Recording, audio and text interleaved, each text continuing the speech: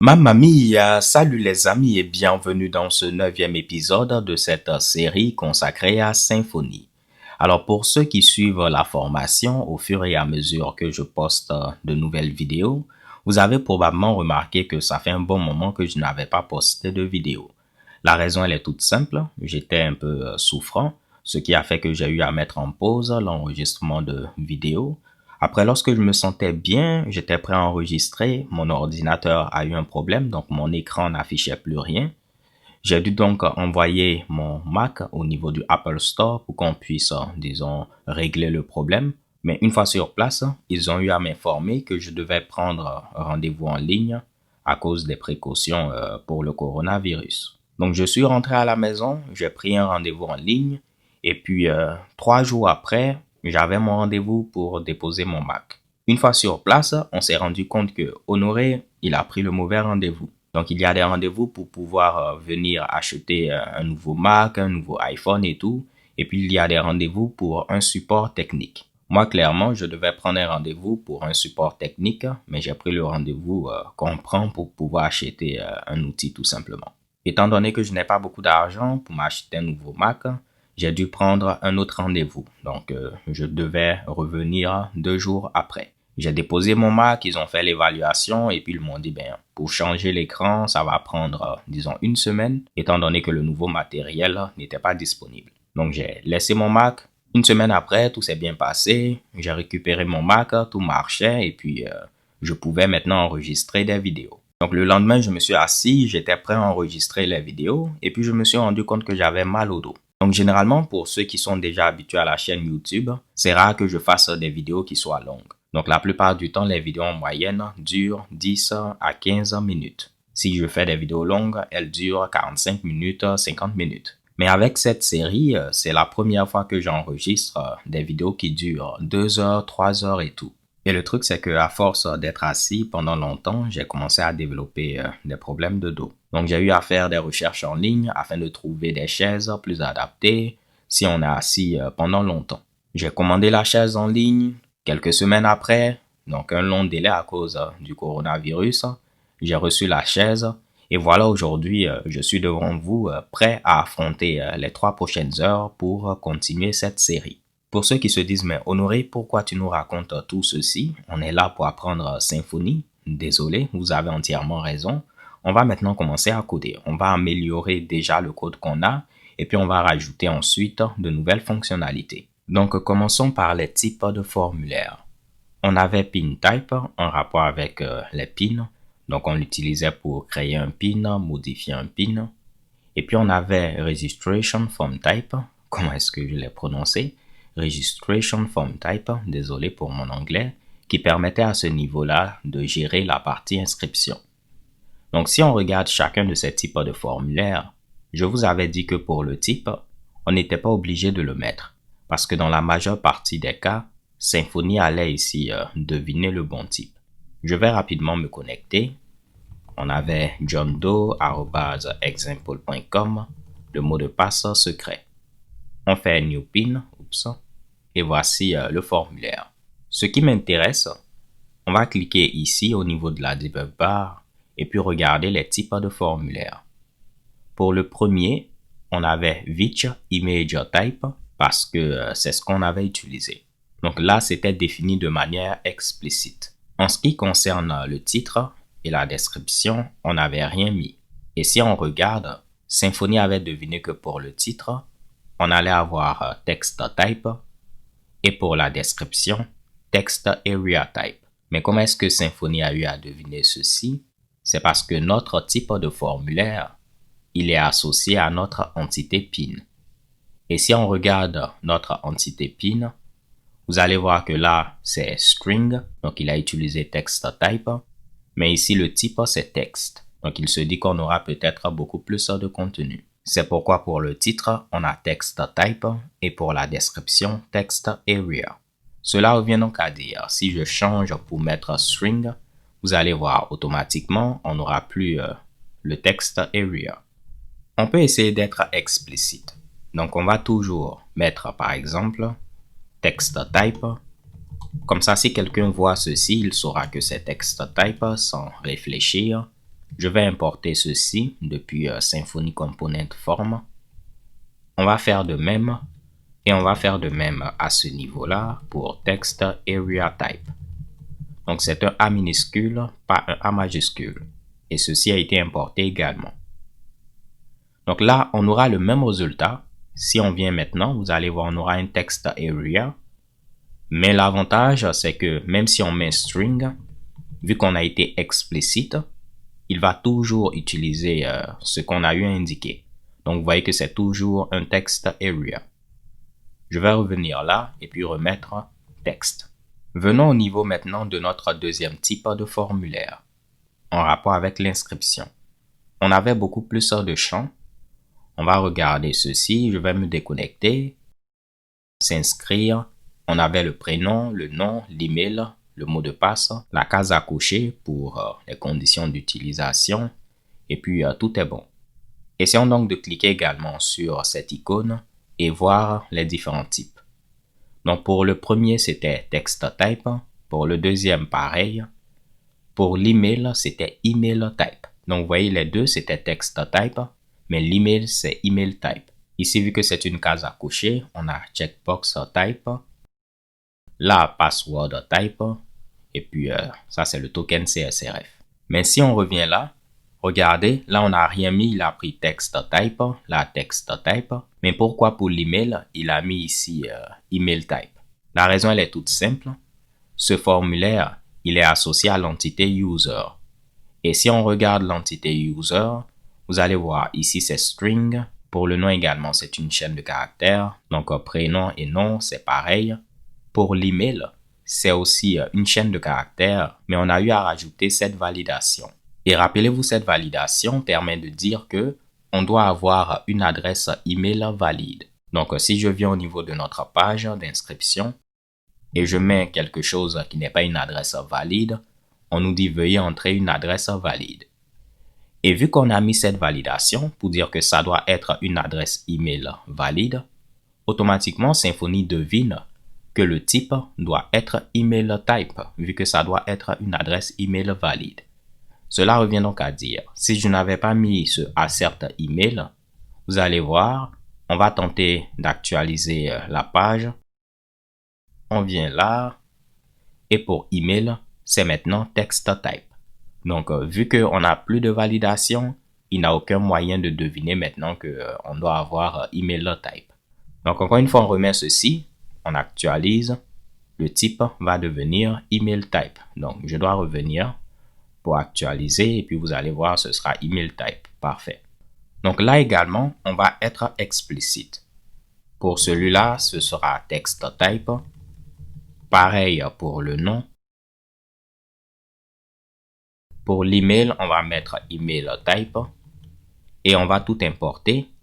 Donc, on importe email et text type. Parfait. Là, c'était déjà bon, checkbox.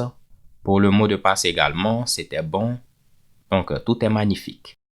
Faisons donc un petit commit.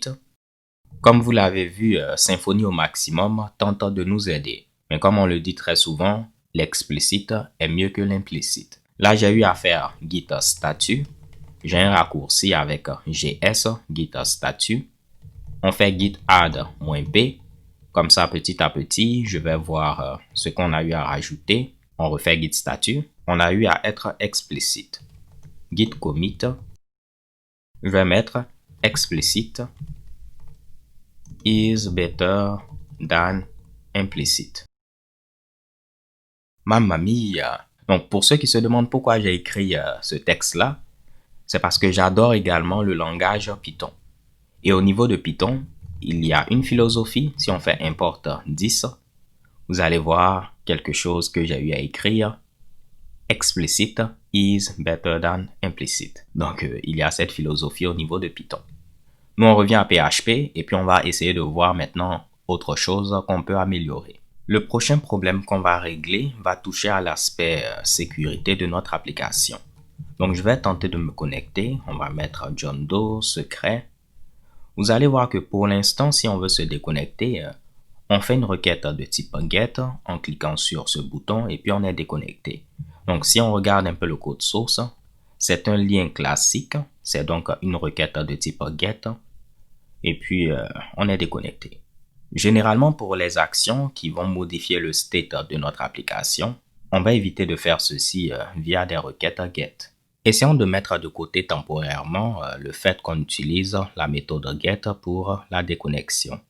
Le véritable problème actuellement, c'est que tel que notre lien de déconnexion est présentement construit, nous sommes vulnérables aux failles CSRF. Je mettrai un lien en description d'une vidéo où je parle un peu plus en détail de la notion de faille CSRF, mais de la même manière qu'on a eu à rajouter la protection CSRF lors de la création de PIN, on va tenter de faire la même chose pour la déconnexion. Donc si je me reconnecte ici, vous vous rappelez que pour créer un PIN, on avait un token CSRF au niveau du formulaire. Le voici ici. De la même manière, lorsqu'on voulait créer un compte, on avait un token CSRF et tout. Et pour ces différents Mitsubishi, on utilisait des requêtes de type POST. Revenons donc au niveau du code. Je vais regarder le formulaire de création de PIN. Vous voyez qu'on utilisait ceci, on incluait form. Et cela utilisait notre fameux ami PIN-type qu'on a regardé il y a quelques instants. Grâce à ceci, on utilisait automatiquement la méthode POST. Et voici méthode POST. Et vu qu'on avait le token CSRF, on était protégé. C'était la même chose au niveau du formulaire d'édition. Donc on va prendre un PIN, éditer. On regarde le code.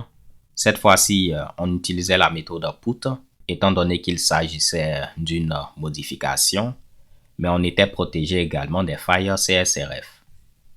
Si on regarde la partie suppression, donc on clique là, on regarde le bouton de soumission, on faisait une requête de type delete. Vous vous rappelez, on avait rajouté du JavaScript. Comme ça, lorsque l'utilisateur clique sur le lien de suppression, on ne fait pas ce qu'on fait par défaut. Donc, on ne va pas aller vers le dièse en grosso modo. On affiche une boîte de confirmation. Si l'utilisateur répond par l'affirmative, on récupère notre formulaire qui est présent là et puis on le soumet. Et ça permettait de faire une requête de type delete vers ceci. On a le token CSRF et on était protégé. Donc, on va faire quelque chose de similaire. On va faire en sorte que pour la déconnexion, ceci soit effectué via une requête de type POST. Et puis après, on va rajouter une couche de protection CSRF. Donc, juste pour que ce soit clair. La protection CSRF, on aurait pu la rajouter même si on utilisait la méthode get. Et pourquoi pas dans cette vidéo également, je vais vous montrer comment est-ce qu'on aurait pu rajouter la protection CSRF même si on avait gardé la méthode get. Moi, je trouve que pour la déconnexion, vu qu'on change un peu l'état, le state de notre application, l'utilisateur passe de connecté à déconnecté, il est plus intéressant d'utiliser une méthode autre que la méthode get. Par exemple ici, la méthode POST. Donc, on va utiliser la méthode POST pour la déconnexion, rajouter la protection CSRF, et puis après, je vais vous montrer également comment est-ce qu'on aurait pu garder la méthode get et puis rajouter de la même manière la protection CSRF. Donc, dans les deux cas, nous allons être protégés contre les failles CSRF. Après, maintenant, ce sera question de préférence. Est-ce que vous souhaitez le faire via la méthode get ou bien via la méthode POST, par exemple? Si vous vous rappelez, toute la configuration de la partie sécurité se trouvait au niveau du fichier security.yml qui est présent là. Et là, on avait configuré le logout path. On avait mis app logout, étant donné qu'au niveau de notre contrôleur, security controller, on avait défini cette route app logout. Donc, le plus important, c'était que cette route existe. On n'avait pas besoin de rajouter du code. On définit simplement la route en question. On l'indique à ce niveau et puis Symfony gérait la déconnexion. Donc, nous, on va garder ceci pour que la route existe toujours, mais on va dire qu'on répond uniquement aux requêtes de type POST. Donc, on peut mettre méthode pour dire qu'on répond aux méthodes POST et puis, par exemple, put. Si on a plusieurs méthodes, on peut les séparer avec le pipe ou bien utiliser les accolades. en disant on répond aux méthodes, on répond aux méthodes get, aux méthodes post, aux méthodes put et j'en passe. On peut mettre ce qu'on veut. Mais nous, on veut répondre uniquement aux méthodes post, donc à la méthode post plutôt. Je peux mettre ceci, ou bien vu qu'il y a une seule méthode, je peux directement la mettre sous forme de chaîne de caractères. Cela revient donc à dire, si on vient ici et puis on tente de faire une requête get, ça ne va pas marcher. On peut voir que maintenant, la méthode get n'est plus autorisée. Seule la méthode post est maintenant autorisée. Donc voilà, ça c'est la première étape.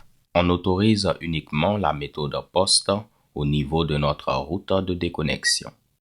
Il faudra maintenant venir au niveau de notre vue. On va rechercher notre navigation. Donc c'est Layout par Charles Nav. Et c'est ici qu'on avait le lien de déconnexion. On va enlever le href, mettre un dièse et puis utiliser la même technique qu'on avait utilisée pour la suppression. Donc je vais créer un formulaire qui ne sera pas affiché. On met display none. On va utiliser la méthode post. On aura à ce niveau notre token CSRF. Donc je peux mettre input, type hidden. Ça va être un champ caché. La valeur, on va générer un token CSRF avec la fonction twig CSRF token. On doit passer un identifiant, ça va être logout. Donc on peut mettre ce qu'on veut pour l'identifiant, mais je vais l'appeler logout. Pour l'action, ça va mener vers app logout. On fera donc une requête de type post vers app logout lorsque ce formulaire va être soumis. Ce qu'on va donc dire, c'est rajouter onClick pour dire si on clique sur ce lien, ne fais pas ce que tu fais par défaut avec event prevent default, mais il faudra récupérer le formulaire qui est présent ici. Donc on peut utiliser get element by id. Il faudra lui donner un identifiant. Généralement, pour les éléments que je récupère via du JavaScript, je vais donner un identifiant qui commence par JS. Là, ça va être logout form de cette manière-là. Et une fois qu'on a ce formulaire, on le soumet. Donc, comme j'ai eu à le dire, c'est la même chose que ce qu'on avait au niveau de la page qui permettait d'afficher le pin et puis on le supprimait. Vous voyez que là, pour le formulaire, il était en display none. On a donné un identifiant. Ici, on a généré un token et tout. Lorsqu'on cliquait là-dessus, on confirmait et puis on récupérait notre formulaire caché et on le soumettait. Donc, c'est vraiment la même chose qui est présente à ce niveau. On revient au niveau du navigateur. On va tenter d'actualiser. Essayons maintenant de se déconnecter. Et vous voyez qu'on est déconnecté. Le problème, c'est que pour l'instant, à aucun moment on ne vérifie le token CSRF. Si on revient au niveau de notre contrôleur pin controller, vous allez voir que pour la déconnexion, on vérifiait que le token CSRF qui a été généré est valide. Et une fois que le token est valide, là on peut continuer et puis on fait la suite. Mais ici, le token CSRF qu'on a généré, je n'ai même pas donné de nom, on va l'appeler CSRF token. À aucun moment on ne le récupère pour faire la vérification. Mais le problème, c'est que je ne peux pas venir ici et puis mettre du code, étant donné qu'à aucun moment, le code qui est présent ici n'est exécuté, vu que tout est géré automatiquement par Symfony. Donc même si je viens ici, je tente de me connecter, je tape secret, 1, 2, 3, donc c'est plutôt secret, on se connecte. Lorsque je vais cliquer sur se déconnecter, à aucun moment ceci ne sera exécuté. De la même manière, le token, on ne le vérifie pas. Donc, même si j'avais du charabia à ce niveau-là, j'allais toujours être déconnecté, comme on peut le voir. Donc, comment est-ce qu'on peut vérifier que le token CSRF qu'on a eu à générer est valide et ainsi nous protéger des failles CSRF? Je vais enlever ceci, vu que cela n'est pas exécuté, et on va voir comment est-ce qu'on peut procéder. Donc, je me rappelle la première fois que je voulais faire ceci, je me suis dit honoré, c'est sûr qu'au niveau de Symfony, On peut ici faire la déconnexion via la méthode POST et puis rajouter la protection CSRF. Donc, si tu lis la documentation, tu vas trouver comment le faire. Mais vu qu'on sait que toute la partie sécurité est gérée par le bundle Security, je me suis dit que j'allais regarder dans un premier temps la configuration de ce bundle. Donc, si on vient ici et puis on fait Symfony Console, ou bien au niveau de ma machine, je peux faire SAC pour Symfony Console. Je vais taper config dump reference. Je peux simplement taper le début et on va dumper la configuration du bundle security. Je vais agrandir ma console vu qu'on a beaucoup de choses. On va rechercher logout et vous voyez, c'est ici qu'on avait rajouté logout et puis path avec notre path. Donc on pouvait mettre le path directement ou bien utiliser un nom de route.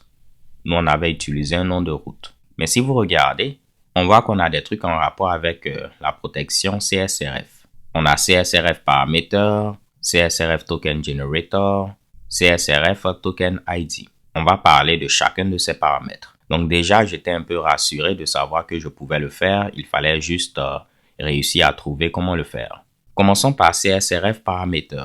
On voit que la valeur, c'est underscore CSRF Token.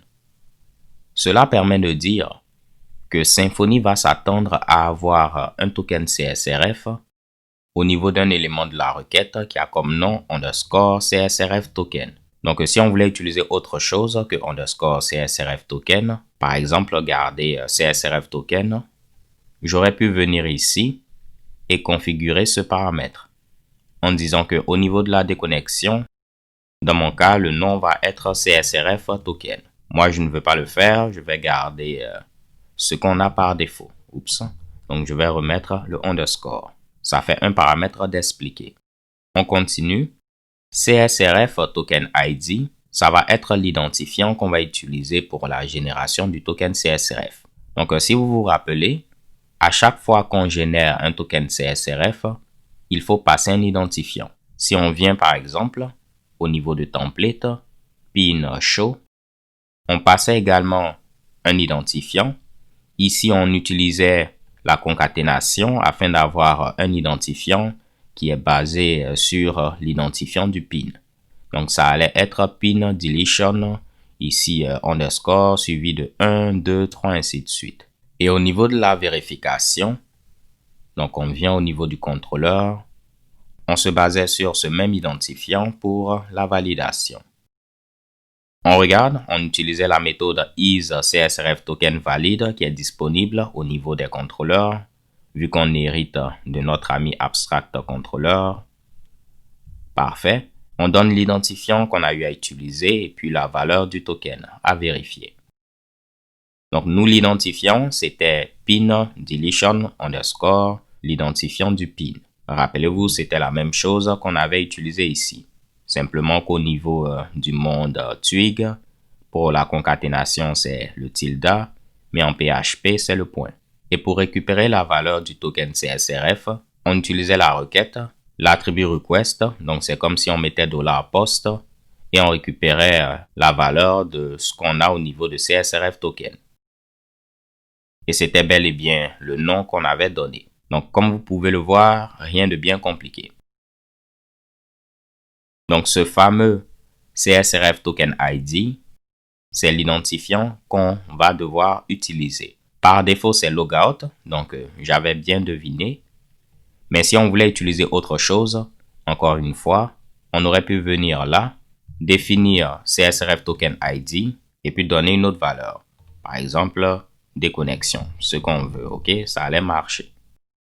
Mais moi, je vais garder encore une fois ce qu'on a par défaut. Pour terminer, il faudra parler de ce CSRF Token Generator.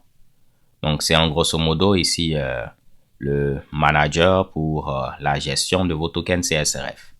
Donc, ce qui va être utilisé pour la génération et tout. Lorsqu'au niveau de la config, on voit le tilde, ceci veut dire que cela est à nul. Donc, il faudra ici préciser ce qu'on veut utiliser comme generator. Ce que j'ai donc eu à faire, c'est Symfony Console, debug auto-wiring, et puis voir ce que je peux utiliser en rapport avec la notion de token generator. On voit qu'on a plusieurs choix, Mais celui qui se rapproche un peu plus de generator, c'est celui qui est présent ici, ce Mitsubishi-là. Donc, je peux copier ceci ou bien copier l'interface et on va vérifier. Donc là, j'essaie de vous montrer étape par étape comment est-ce que j'avais procédé. Ici, je vais le décommenter. On peut cacher la sidebar vu que c'est assez long. Là, on a gardé ce qu'on a par défaut, underscore CSRF token. Ici, on a gardé ce qu'on a par défaut, logout. Et là, on a précisé le generator. Venons au niveau du navigateur et voyons est-ce qu'on a brisé quelque chose. Et mamma mia, on a une erreur. On nous dit qu'on attendait un élément qui implémentait l'interface CSRF Token Manager Interface ou bien nul, mais nous on a donné autre chose. Donc on peut dire, on va essayer de laisser ce qu'on a par défaut qui est nul et vérifier est-ce que ça marche. Donc on vient là, on va tenter de modifier le token en rajoutant du n'importe quoi. Donc il ne sera pas valide vu que j'ai mis SSS. Je dis SSS. On regarde le code. On peut voir que le token est préfixé de ce qu'on a eu à rajouter. On se déconnecte et vous voyez que ça marche. Donc clairement, si on laisse ceci à nul, ça ne va pas faire l'affaire. Il faudra préciser un Mitsubishi. Cette interface n'était pas la bonne. Si vous vous rappelez, on avait eu une erreur. On nous disait qu'il fallait donner un élément qui implémentait l'interface CSRF Token Manager Interface. Et si on regarde, on a bel et bien ceci qu'on peut utiliser. Donc, on peut mettre ceci ou bien cela. Moi, je vais copier ce qu'on a à ce niveau-là. Désolé. Et puis, on va le remplacer. Donc, normalement, on a précisé maintenant notre manager. On ne doit plus avoir la même erreur. On va tenter de se reconnecter. Je vais cliquer sur déconnexion. Et maintenant, ça marche. On nous dit token invalide. Donc, token CSRF invalide. Essayons de laisser le token CSRF qui est généré sans modification. On clique sur déconnexion et on est déconnecté. Donc, vous savez maintenant comment customiser cela. Si on voulait mettre sign out, ici l'appeler CSRF token, en l'état actuel, ça ne va pas marcher. Je vais rapidement me reconnecter. Mais si on vient au niveau de la config, on dit CSRF token et sign out. Normalement, sign out, CSRF token. Là, ça doit marcher. On revient, on actualise, on fait déconnexion et je suis déconnecté. Donc voilà aussi simplement, vous savez maintenant comment rajouter une protection CSRF au niveau de la déconnexion et puis également comment utiliser la méthode POST. Là, je suis revenu à logout et à underscore CSRF token. Essayons de faire un petit commit. Git statut, git add -p. Oui, on est d'accord. Oui, on est d'accord. Et oui, on est d'accord. Je vais faire un commit en disant use post method for logout and add CSRF protection. Donc, vu que j'avais fait une recherche, c'est pourquoi il met ceci en jaune. Rappelez-vous, j'avais fait CTRL F pour rechercher logout. OK. On va valider et tout est bon. Au niveau de la déconnexion, le plus important pour Symfony, c'est que ce token CSRF soit présent au niveau de la requête. Donc, que ce soit, disons, une donnée post ou bien une donnée get, ça importe peu. Le plus important, c'est qu'on ait ce fameux underscore CSRF token. Pour l'instant, c'est un paramètre post, mais j'aurais pu venir ici et puis le rajouter comme un paramètre get. Donc, je vais l'écrire, on copie ceci et on le met là. Donc, tout ce que j'ai eu à faire, c'est le rajouter comme un paramètre get.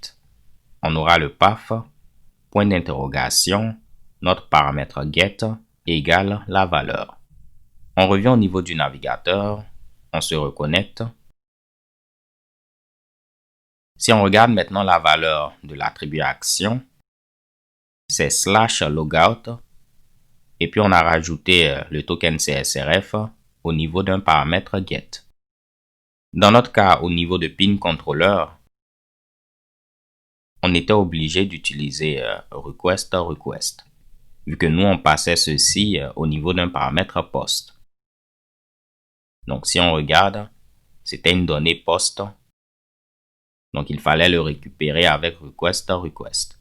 Si c'était une donnée get, on allait mettre request query. Mais au niveau de la déconnexion, Symfony se fout un peu que ce soit un paramètre get ou bien un paramètre post. Le plus important, c'est que ce soit présent. Donc nous, vu qu'on l'a passé cette fois-ci via un paramètre get, le nom est le bon, c'est le nom par défaut. L'identifiant utilisé pour la génération est le bon. Donc Symfony pourra nous déconnecter également. On va tenter de le prouver. Je vais mettre un mauvais token CSRF. Donc j'ai rajouté plein de S. On va cacher la sidebar. On revient au niveau du navigateur. Si je regarde le code, le token ne va pas être bon. On tente de se déconnecter et on nous dit token invalide. Mais si je viens là, j'enlève le S. C'est cool à prononcer. On essaie de se déconnecter et là maintenant ça marche. Mais pourquoi je vous montre ceci? C'est parce que en réalité, on peut donc ne pas utiliser une méthode post, garder la méthode get en enlevant tout ce qu'on a eu à rajouter et préciser le path de cette manière-là. Donc on va copier ceci, dire qu'on aura le path pour app logout auquel on rajoute le token CSRF. Et maintenant, on va autoriser la méthode get. Donc on peut être explicite en disant qu'on autorise uniquement get, mais par défaut, il va tout autoriser. Si on vient donc ici, on fait Symfony console, debug router. Vous allez voir qu'au niveau de app logout, il autorise n'importe laquelle des méthodes. Donc au niveau de méthode, n'importe quelle méthode est autorisée. Mais si on était explicite avec get, il allait autoriser uniquement la méthode get. Mais regardons maintenant. Ça fait plein de connexions, déconnexions. Désolé les gars et les go. Mais on doit le faire pour tester. Si on regarde maintenant le code, on est revenu à un lien classique. On aura donc une requête get. Pour l'instant, je vais ici me tromper au niveau du token. On essaie de se déconnecter et on voit que la validation est appliquée. Donc le plus important, c'est qu'on ait le token, que ce soit avec get ou post. On voit que ça marche sans problème. Donc si vous voulez le faire avec une requête de type get, vous savez comment le faire. Si vous voulez le faire avec une requête de type post, vous savez comment le faire. Et dans les deux cas, on a vu comment se protéger des failles CSRF. Dernière chose avant de terminer, il y a un petit Mushibushi que je ne vous ai pas montré. Il existe une fonction twig qu'on peut utiliser qui a pour nom logout-path. Cette fonction twig, vous lui passez votre firewall. Rappelez-vous, nous on avait notre firewall main qui était le firewall principal. Et je vous avais dit qu'au niveau de Symfony, toute la partie authentification est gérée par la notion de firewall. Donc en lui donnant main, il saura que le path pour logout, c'est app logout.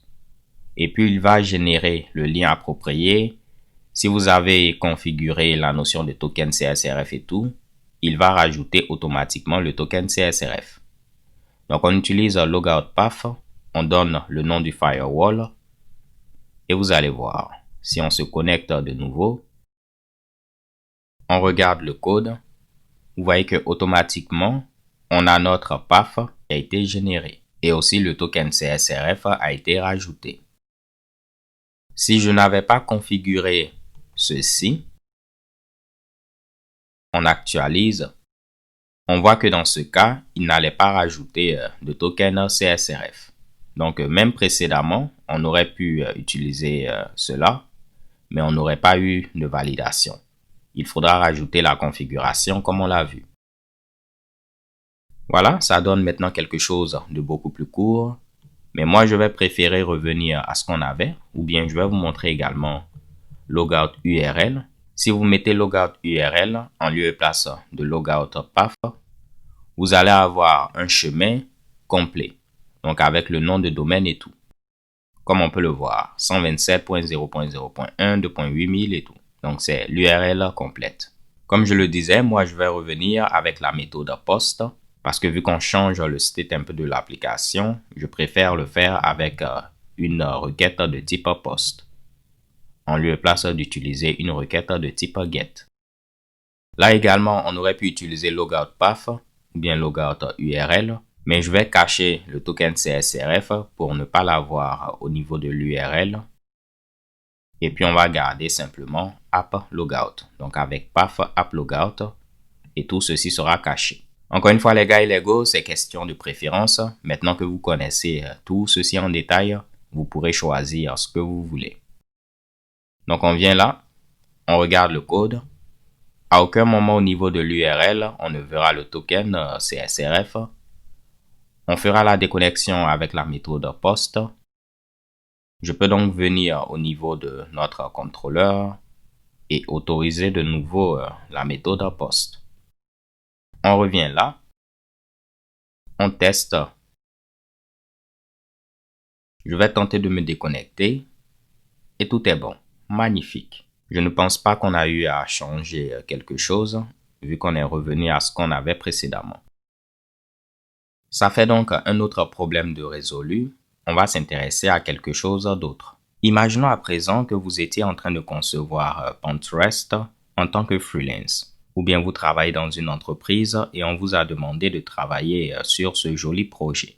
Vous avez eu une petite rencontre avec le client. Vous lui avez présenté l'état actuel de l'application. Le client est content, mais il aimerait qu'on puisse également supprimer les pins au niveau de la page de listing.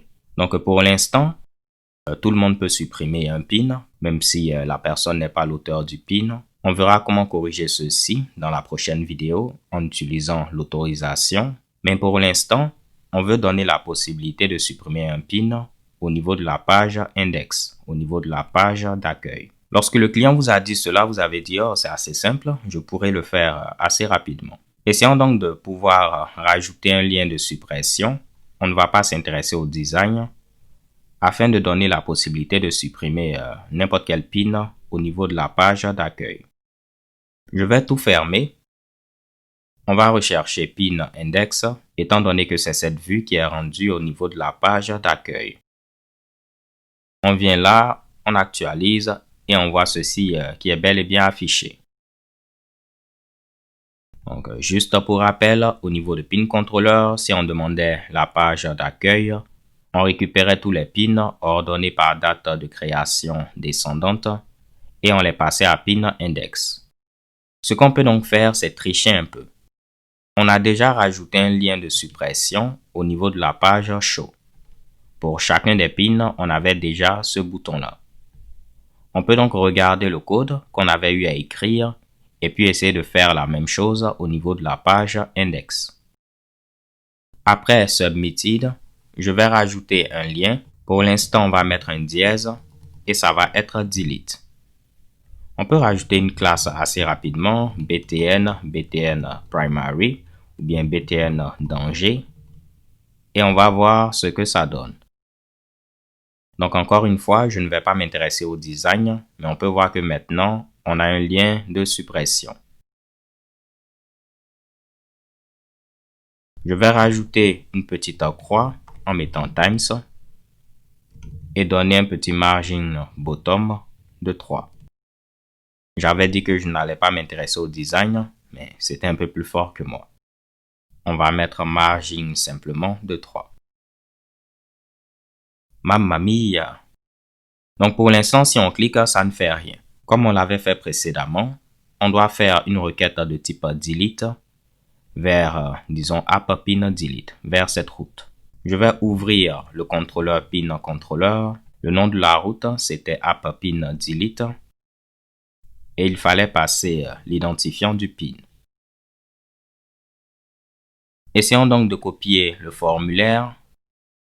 On va le placer pour chacun des pins. Donc, on avait une boucle for pour chaque pin. On va rajouter le formulaire qui sera caché. Ceci va nous permettre de faire une requête de type delete. Donc, on avait le champ caché underscore méthode. Vu qu'au niveau des navigateurs, on ne peut pas mettre directement delete pour l'instant. Donc, on fera une requête de type delete vers notre route. On génère un token CSRF qui sera unique pour chacun des pins, vu qu'on se base sur l'ID du pin. Et tout ce qu'il faudra faire, c'est lorsqu'on clique sur ce lien, soumettre ce formulaire. Donc, on peut copier le JavaScript, le mettre également au niveau de notre lien et dire que lorsqu'on clique là-dessus, on ne va pas aller vers le href.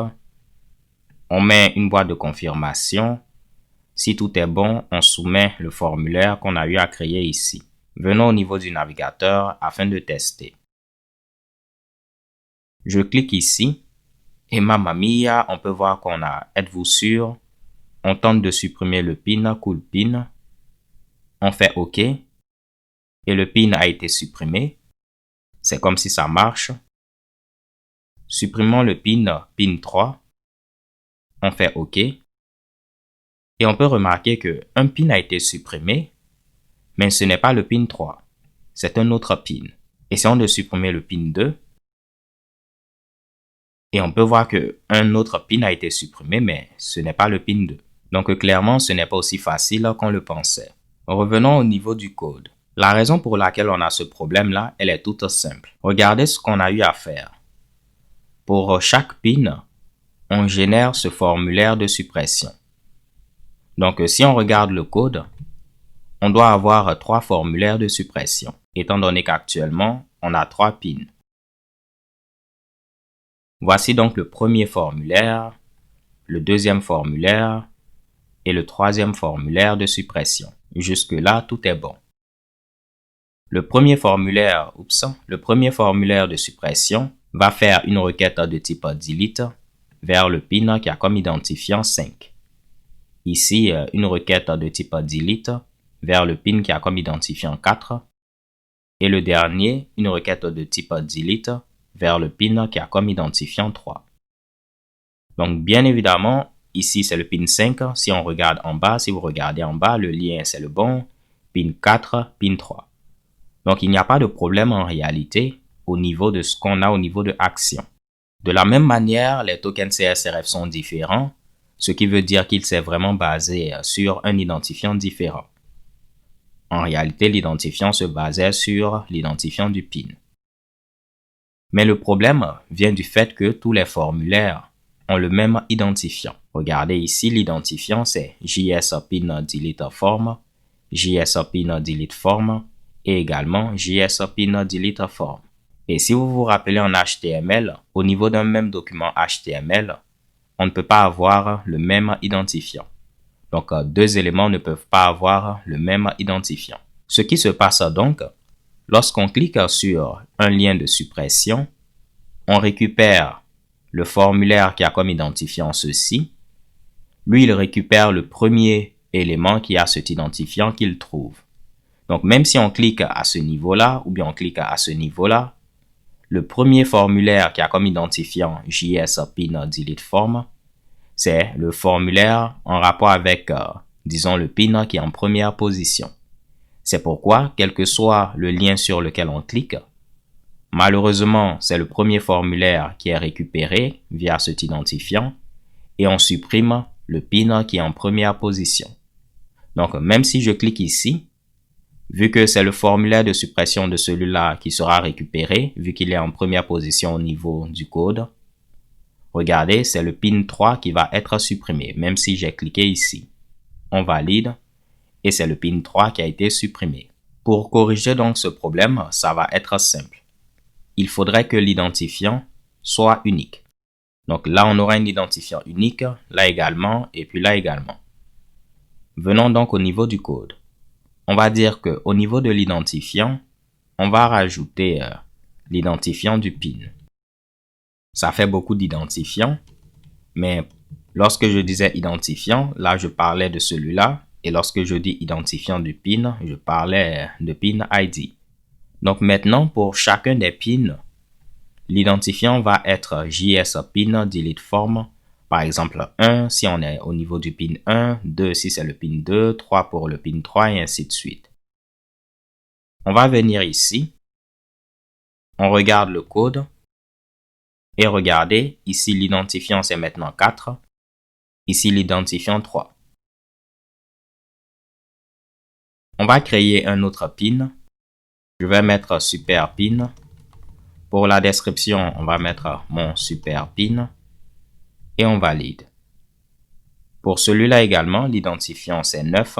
OK, on voit pin 9. Et si on regarde le code, on verra que le formulaire de suppression, c'est JS pin delete form 9. Ce qu'il faudra donc faire maintenant, c'est que lorsqu'on clique sur ce lien, on veut récupérer le formulaire qui a comme identifiant JS pin delete form 9. Pour celui-là, ça va être JS pin delete form 4 et ainsi de suite. Ce qui revient donc à dire, au niveau de notre code JavaScript, on va rajouter à ceci l'identifiant du pin. Comme ça, on pourra dire que on veut récupérer le formulaire de suppression associé au pin qui a comme identifiant 9 ou bien 5, 4 et ainsi de suite. Donc, on met les accolades vu que ce sera du code dynamique avec Twig. OK, j'espère que tout est clair. On va regarder de nouveau le code. Et là, maintenant, on a le bon identifiant. On regarde le deuxième, magnifique. Le troisième, parfait.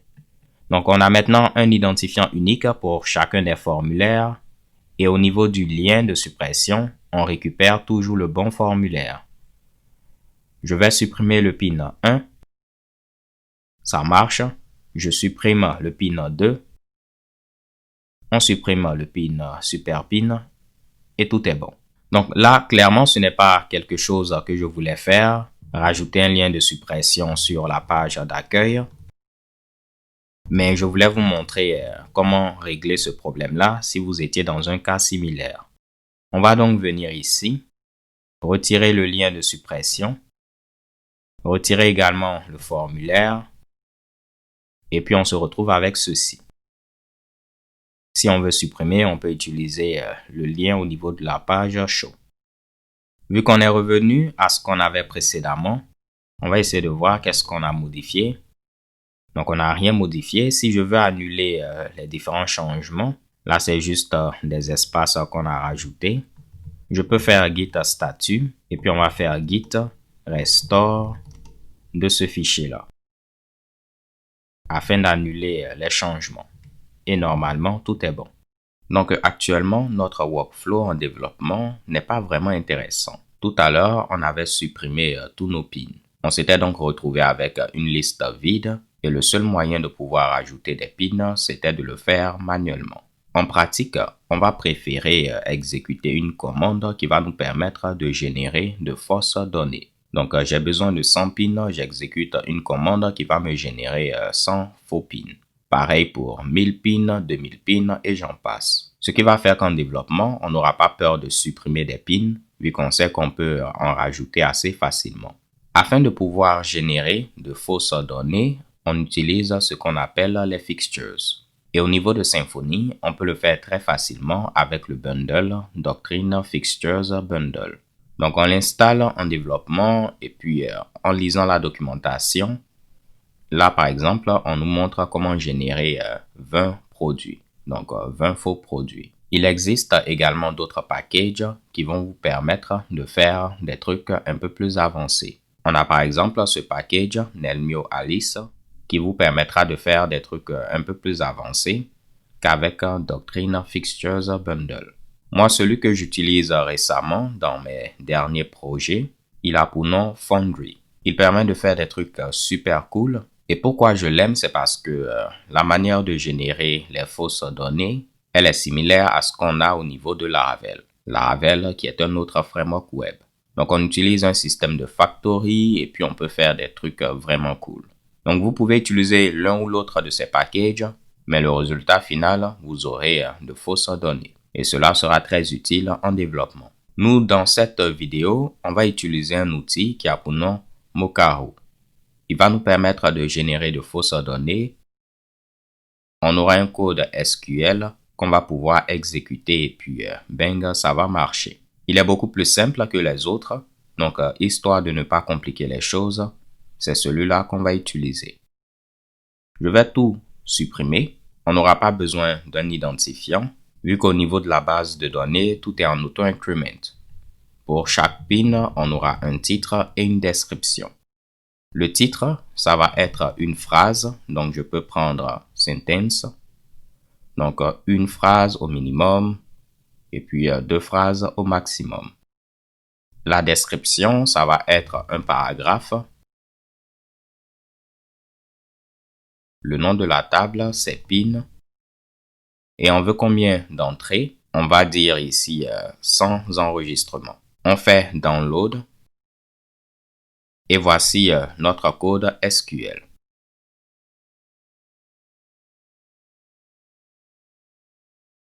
Vous voyez, on pourra exécuter ceci et puis on aura plusieurs pins.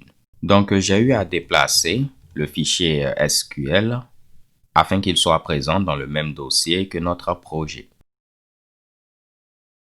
Je vais me connecter à la base de données. On n'a pas de mot de passe. On fait un use de Pinterest Dev, qui est le nom de notre BD. Rappelez-vous, on va le prouver. OK, au niveau de .env, point local, le nom c'est Pinterest Dev. Et là, je peux taper source pin.sql. Donc, il va trouver ceci dans le dossier Pinterest. Mais malheureusement, on a une erreur. On a oublié le champ User ID. Rappelez-vous, chaque pin a un auteur. Donc, si on fait un describe de pin, de cette manière-là, on peut voir que on a le titre, la description. Les deux, on peut les laisser. Par défaut, il va prendre la date et l'heure courante. L'image également est optionnelle, mais on doit donner un User ID. Je vais donc revenir. On va rajouter User ID. On va choisir Template. Et la valeur, ce sera tout simplement 1. Si on vient au niveau de la base de données, on fait un Select All, bien Select ID from User. On voit qu'on a des utilisateurs qui ont comme identifiant 6, 8, 3, 1, ainsi de suite. On peut sélectionner ID et puis First Name. Vous voyez qu'on peut utiliser 1 pour John Doe par exemple. Donc moi, je vais hardcoder la valeur avec 1. On fait un preview. Donc, on aura le titre, la description, User ID. Et la valeur pour User ID, ça va toujours être 1. Parfait. On peut faire Download. Je vais le déplacer de nouveau dans le dossier Pinterest. Donc, on sort d'ici. Je fais un Open. On supprime celui-là. Et lui, on va le renommer en pin.sql. Donc, il faut qu'il soit dans le même dossier vu que je démarre, disons, ma session depuis ce dossier. On se reconnecte. On fait un use de Pinterest Dev. Et je refais source de pin.sql. On valide.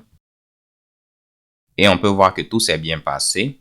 On aura donc 100 pins qui auront été créés. Et voici le résultat. Donc, vous voyez qu'on a beaucoup de pins. Et là, c'est un autre problème. Imaginons qu'on avait 1000 pins, 10 000 pins, 1 million de pins. On ne va pas tous les afficher en un seul coup. On va plutôt faire ce qu'on appelle la pagination. Donc, afficher 10 pins par page. Et on peut aller à la page 2, la page 3 et j'en passe. Donc, si vous souhaitez en apprendre davantage sur la notion de fixtures et de pagination, j'en parle au niveau de ma formation Devenez un pro Symfony. On va tout fermer. Si vous venez là, vous allez voir que j'en parle au niveau de cette formation. Si on cherche fixtures. Également, si on cherche pagination. Là, je vais tout fermer. 100 pins, ça fait un peu trop pour moi. On va générer 10 pins. Je fais download. Je vais le déplacer rapidement dans le dossier Pinterest. Ou bien, en lieu et place même de le déplacer, je vais vous montrer une autre manière de faire ceci. Comme ça, vous pouvez vous trouver n'importe où. Je vais venir au niveau de mon bureau. Actuellement, le fichier qu'on a eu à télécharger se trouve au niveau de mon dossier de téléchargement et il a pour nom pin.sql. Donc 4, ça me permet d'afficher le contenu et on peut voir que j'ai bel et bien mon fichier SQL. Maintenant, ce qu'on peut faire, c'est quoi? On va dire, on va se connecter à notre base de données, mais cette fois-ci, je vais rajouter le nom de la base de données, Pinterest Dev, et on peut mettre une flèche et indiquer le fichier SQL qu'on va utiliser afin de populer notre base de données. Donc, dans un premier temps, je vais me connecter. On va faire un use de Pinterest Dev.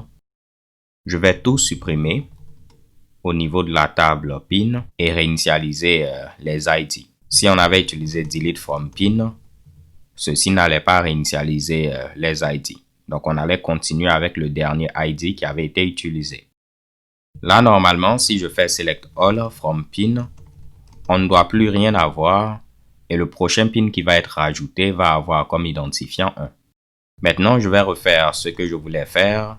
On se connecte, on indique la base de données, Pinterest Dev, et on met une flèche pour dire que il y a un fichier au niveau du dossier download qui a pour nom pin.sql.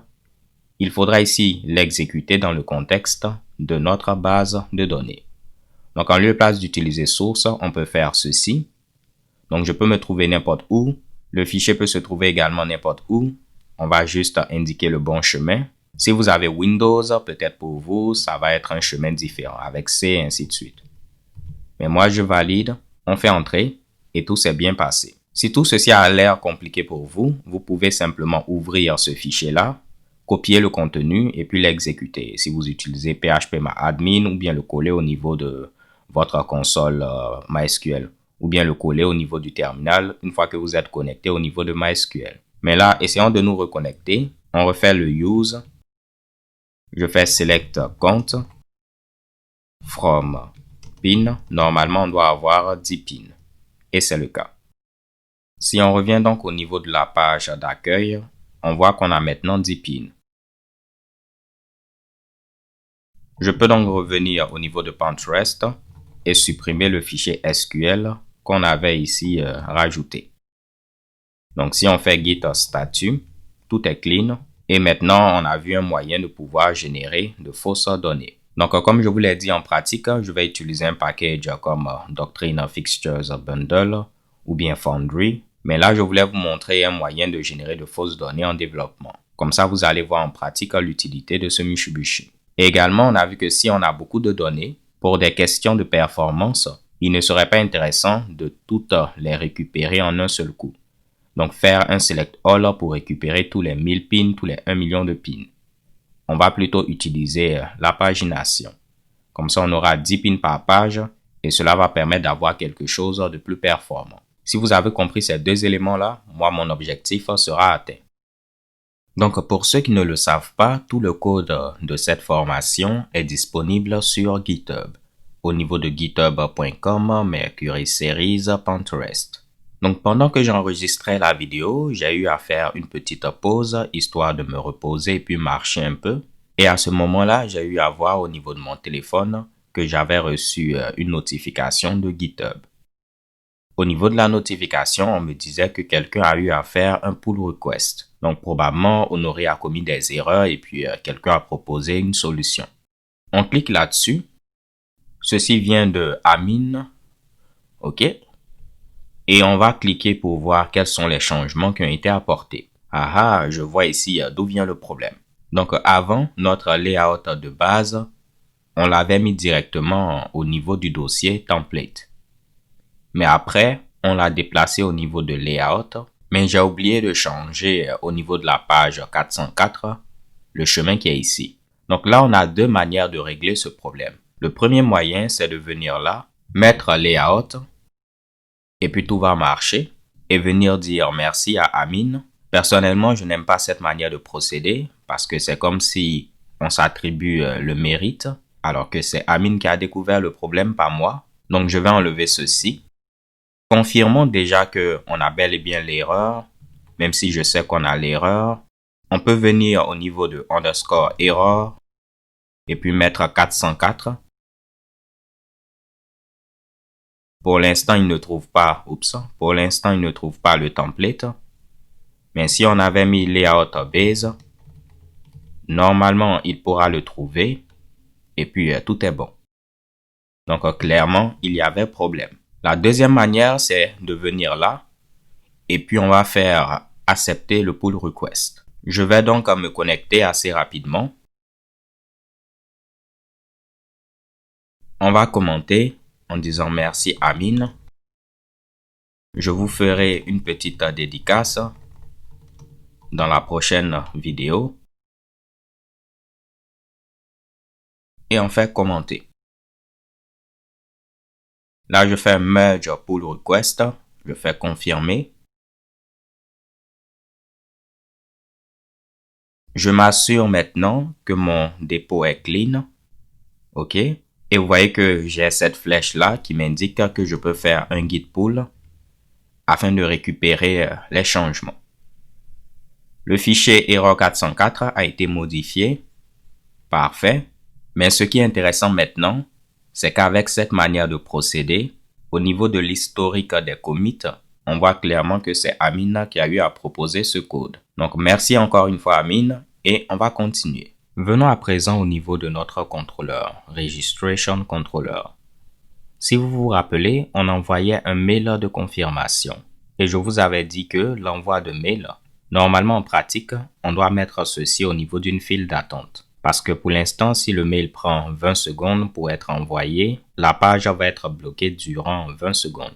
Donc, on utilise un outil comme Symfony Messenger afin de gérer cela en arrière-plan. Mais moi, dans cette vidéo, je vais m'intéresser aux informations qu'on a eu à mettre ici.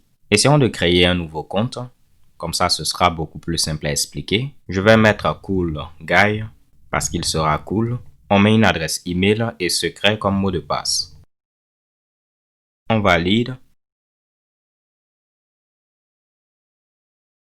Un mail sera envoyé au niveau de MailTrap.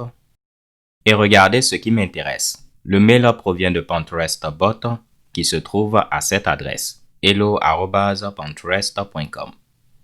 Et c'est parce que justement, on a mis cette adresse et ce nom. Si j'avais mis quelque chose d'autre, ben c'est ce quelque chose d'autre qui allait être ici.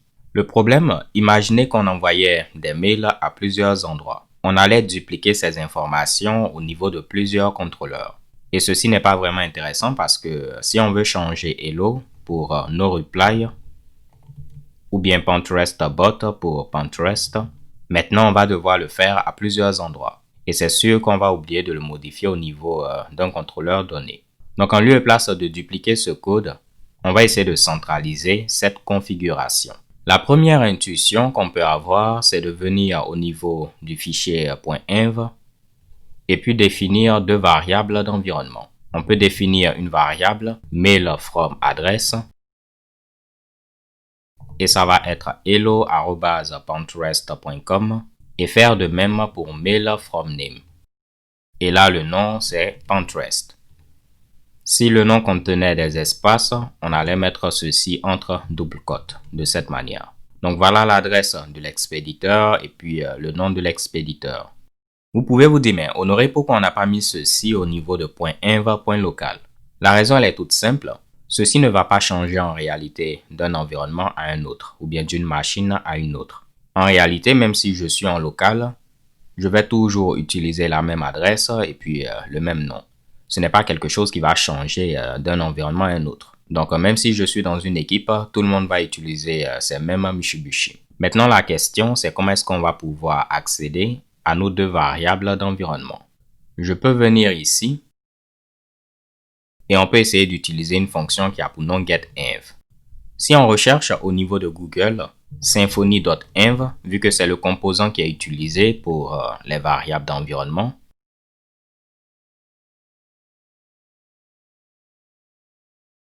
vous voyez qu'on peut récupérer ceci avec $_env. Donc, je vais venir là, mettre $_env. Le nom, c'était mail from address. Et puis là, le nom, c'était mail from name. On va le modifier assez rapidement. Afin de tester, je vais mettre 1, 2, 3. Et là, on va mettre Pinterest bot 1, 2, 3. Créons un autre compte. Je me déconnecte. Cette fois-ci, ça va être Cool Girl. Comme ça, personne dira que Honoré, c'est un misogyne. Donc, coolgirl@example.com se crée. On valide. Le mail a été envoyé. Et on peut voir que le nom a changé. Pinterest bot 1, 2, 3 et Hello 1, 2, 3. Oups, je ne voulais pas cliquer là. Mais voilà, ça marche. L'avantage maintenant, ceci n'est plus dupliqué. Et si on veut le changer, on pourra le faire à un seul endroit. Donc, même si ça marche, ce n'est pas la bonne manière de procéder. En effet, vous avez vu tout à l'heure. Ce qu'on avait comme configuration ne changeait pas d'un environnement à un autre. On allait avoir la même chose au niveau de tous les environnements. Si vous avez donc des configurations qui ne changent pas d'un environnement à un autre, en lieu et place d'utiliser des variables d'environnement, on va utiliser des paramètres du container. Voyons voir comment définir un paramètre du container. On vient au niveau de config, service, et au niveau de parameters, on peut définir différents paramètres du container. Là, on va créer un paramètre mail from name et puis mail from address. Donc, je vais l'écrire assez rapidement. La plupart du temps, je vais préfixer mes noms de paramètres par app pour dire que ce sont les paramètres de mon application. Comme ça, il n'y aura pas de conflit avec des paramètres qui proviennent de Symfony ou bien de bundle que j'ai eu à installer. Donc, je préfixe mes noms de paramètres de app. Et là, maintenant, on doit donner des valeurs. Ici, ça va être Pinterest. Et là, ce sera hello@pinterest.com. Pour être explicite, on aurait pu mettre ceci entre cotes pour dire que ce sont des chaînes de caractères. Maintenant que j'ai défini mes deux paramètres du container, pour les récupérer au niveau d'un contrôleur, c'est assez simple. On va utiliser une méthode utilitaire qui a pour nom getParameter. Donc, si vous êtes au niveau d'un contrôleur, donc je vais bien écrire parameter. Étant donné qu'on hérite de AbstractController, on a cette méthode qu'on peut utiliser afin de récupérer un paramètre du container. On passe simplement le nom et puis ça marche. Donc ici, je peux mettre app.mailFromAddress afin de récupérer notre paramètre du container qu'on a eu à définir ici et faire de même pour le second. Donc pourquoi pas, je vais mettre ceci sur plusieurs lignes. Comme ça, ce sera simple à lire. Je vais procéder de cette manière-là. Et on duplique cela pour mail from name. On aura donc l'adresse et le nom. Et si on regarde cette classe adresse, elle reçoit l'adresse et puis le nom. Donc, ça doit marcher. Donc, le prochain mail qu'on va envoyer, là, je vais tricher Pinterest 1, 2, 3, 4, 5, Hello 1, 2, 3, 4, 5. Essayons de créer un nouveau compte. On va se déconnecter. Donc là, on est en train de créer beaucoup de comptes. Ce sera maintenant Mr. Cool. mrcool@example.com. On met un secret et on valide. On n'a pas de problème. On regarde là. Et vous voyez maintenant, il utilise nos valeurs nouvellement définies comme paramètres du container. Et là également, si on veut changer cela, on pourra le faire à un seul endroit. N'est-ce pas que c'est magnifique? Vous pouvez avoir des paramètres du container avec des valeurs différentes d'un environnement à un autre. En venant par exemple ici, et puis on va créer services_dev.yml. on rajoute, on rajoute ceci. Et on peut définir des valeurs différentes pour nos paramètres du conteneur en développement. De la même manière, je peux créer services_prod.yml et puis donner des valeurs différentes en environnement de production. Donc là également, c'est customisable. Je vais supprimer service dev et service prod. Donc si on récapitule ce qu'on a vu jusqu'à présent. En termes de configuration, on va utiliser des variables d'environnement si ce sont des configs qui changent d'une machine à une autre. Mais si on a une configuration qui ne change pas d'une machine à une autre, il est plus simple d'utiliser des paramètres du conteneur. Imaginons qu'on avait appliqué la pagination dont je vous avais parlé. OK, et puis par exemple, au niveau du contrôleur, on va rechercher pin contrôleur. Imaginons qu'on avait une méthode qui avait pour nom paginate et on lui passait combien de pins on veut avoir par page. On peut mettre 10 pins par page ou bien 15. Donc là également, c'est un peu une configuration.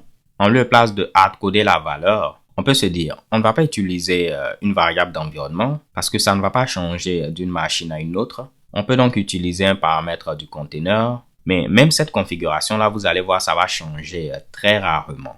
Donc pour les configurations qui changent très rarement, dans ce cas-là, on peut définir cela comme constante. Je peux donc venir au niveau de l'entité pin, vu que c'est l'entité qui est en rapport avec ce contrôleur-là.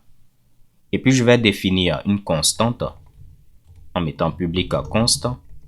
Et on va l'appeler, disons, nombre d'éléments par page. Et on va dire qu'on veut 15 éléments par page. Ce qui est intéressant, je pourrais maintenant venir ici et dire au niveau de l'entité pin, accède à la valeur de cette constante et ça va être 15. Donc pour les configurations qui changent très rarement, on va utiliser simplement des constantes. Donc je vous ai montré plein de choses, mais après ce sera à vous de décider dépendamment du cas dans lequel vous vous trouvez. Comme on l'avait vu également avec d'autres exemples, les valeurs des paramètres du conteneur peuvent provenir de variables d'environnement. Donc, imaginons par exemple ici, on était dans un cas où la valeur provient d'une variable d'environnement. Si vous vous rappelez, on regarde la configuration de mailer. La valeur ici, par exemple, provenait de la variable d'environnement mailer_dsn. Donc, si vous avez ici des paramètres du conteneur dont la valeur provient d'une variable d'environnement, vous pouvez simplement préciser ceci de cette manière avec le nom de la variable d'environnement. Dans notre cas, ça va faire un peu trop d'optimisation.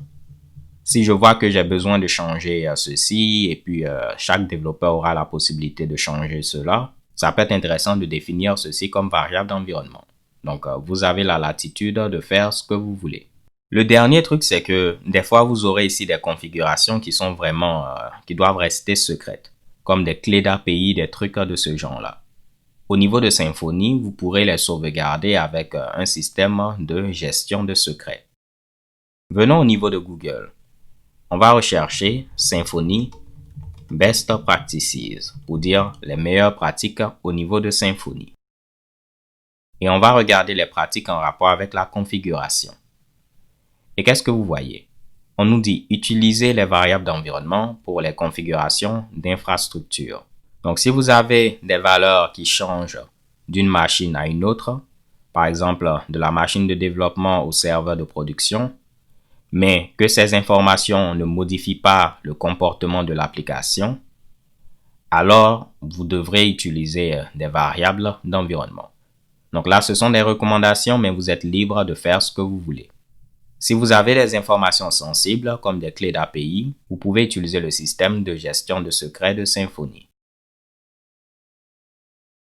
Là, je ne vais pas en parler dans cette vidéo, mais vous pourrez lire davantage au niveau de la documentation, histoire de voir comment ça se passe. Si vous avez maintenant des configurations qui modifient le comportement de l'application, comme par exemple l'adresse email de l'expéditeur de mail de notification, des trucs de ce genre-là, et que ces valeurs ne changent pas d'une machine à une autre, pas besoin de les définir comme variables d'environnement. Vous allez les définir comme paramètres du conteneur. Et on peut même modifier ces options d'un environnement à un autre en créant un fichier dédié, comme ce que je vous ai montré. Donc on voit que ici clairement, la valeur modifie un peu le comportement de notre application parce que si la valeur est différente, le mail d'envoi sera différent. Et ça ne change pas d'une machine à une autre, donc on va utiliser les paramètres du container. Comme recommandation également, il est bon de préfixer les noms de nos paramètres de app ou bien d'autres choses. Vous pouvez mettre project, ce que vous voulez, afin d'éviter des collisions. Si vous avez des options de configuration qui changent très rarement, vous pouvez les définir comme constantes, comme par exemple le nombre d'éléments qu'on veut avoir par page pour la pagination, et je vous ai montré également un exemple.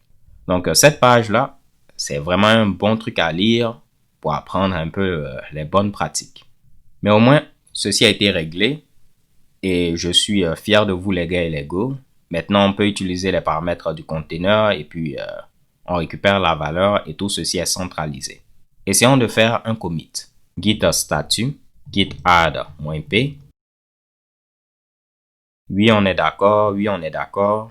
On fait ensuite git commit et on va dire use container parameters ou bien on va mettre extract send details to container parameters. Donc on a eu à extraire les informations de l'expéditeur au niveau de paramètres du container. Magnifique.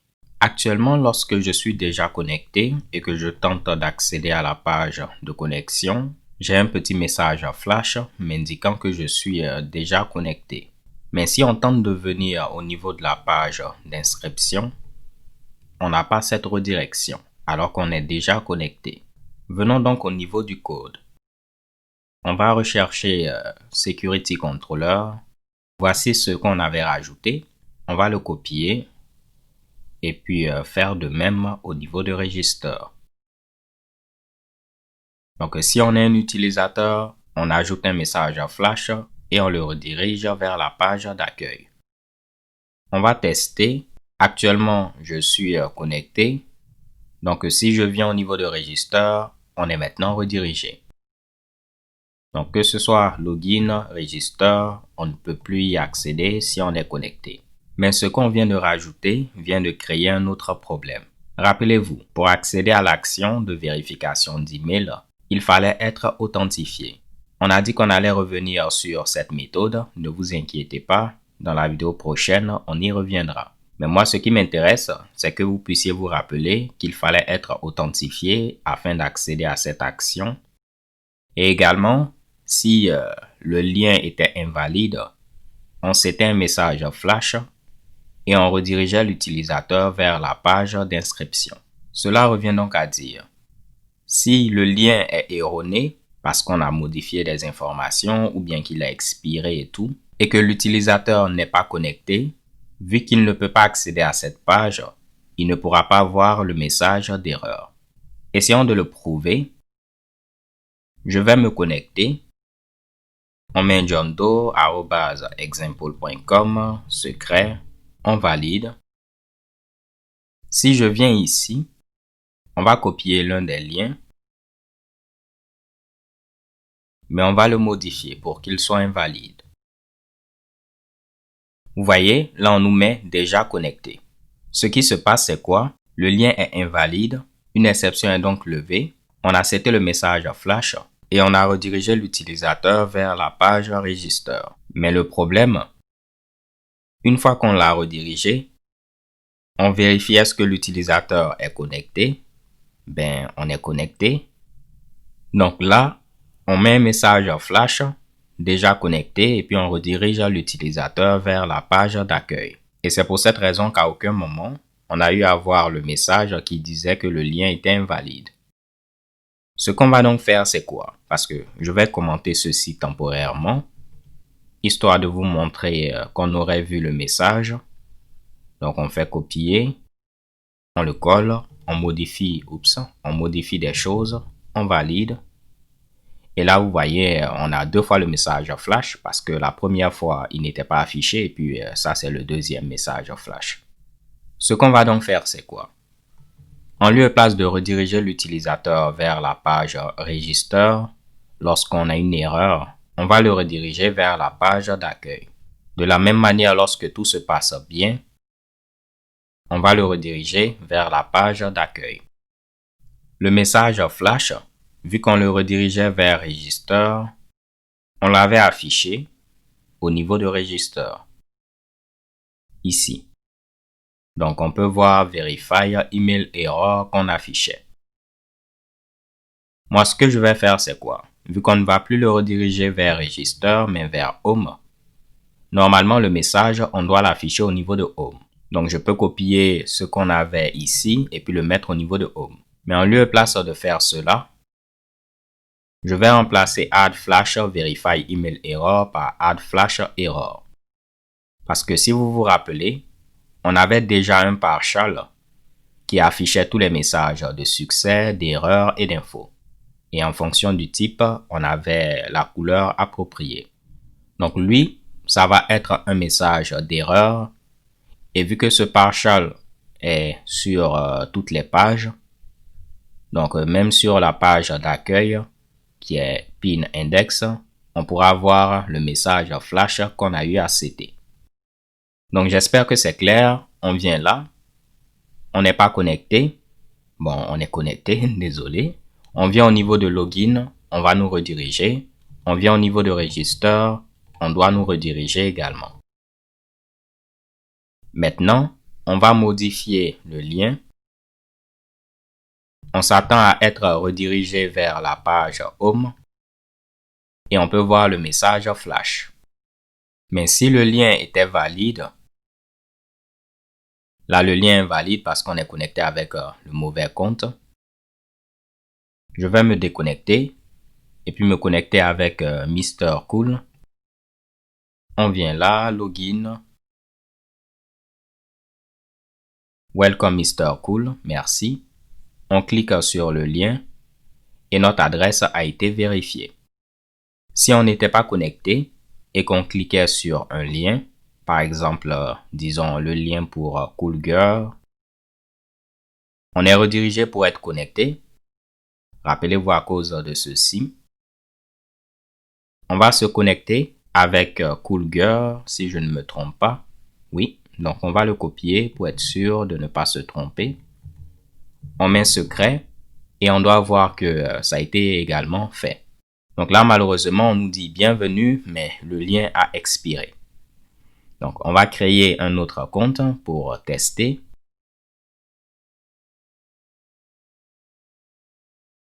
Je vais me déconnecter pour tricher. On vient là, on va nous demander de nous connecter. Je mets Mamacool, example.com, secret. Et là, normalement, tout doit marcher. Donc, bienvenue et puis l'adresse a été vérifiée. On a pu tester tous les scénarios. Après, vous pouvez customiser l'affichage, ne pas afficher welcome, libre à vous de faire ce que vous souhaitez. Mais là, je suis maintenant content. On va tenter de faire un commit, git statut, git add-p. Donc, on a rajouté la redirection et puis maintenant, on redirige vers la page d'accueil. Redirect log in users to home if trying to access register page. Désolé pour mon anglais. And also redirect to home if link is invalid. Donc if verification link is invalid. Le message est long mais explicite. Mamma mia! Présentement, au niveau de l'application, si une personne tente de s'inscrire, on va mettre Toto. Imaginons un moment que la personne n'a pas reçu le mail. Donc, on dit tout s'est bien passé, mais vu que la personne n'a pas reçu le mail, elle n'a aucun moyen de confirmer son adresse mail. Et plus tard, vu qu'il faudra avoir un compte vérifié afin de créer un PIN, cette personne ne pourra pas créer de PIN. Donc, généralement, au niveau de la plupart des applications, on donne la possibilité à l'utilisateur de renvoyer le mail de vérification.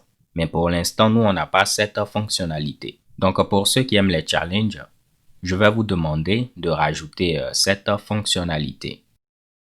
Tout ce qu'il faudra faire, c'est extraire la partie où on envoie le mail. Donc, si on revient ici,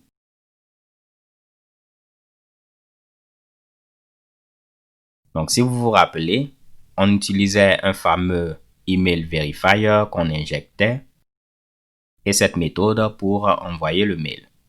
Donc, si vous mettez ceci dans une classe dédiée, vous pourrez réutiliser ce Mushibushi là. Donc, je vous laisse le faire et puis après, quelqu'un pourra faire un pull request comme notre ami Amin. Avouez que ce sera cool. Là, je n'aime pas avoir les parenthèses si je ne passe rien. Donc, on va l'enlever simplement. Et puis faire un autre commit, git statut, git add, git commit, remove, unnecessary, parenthesis. Bang.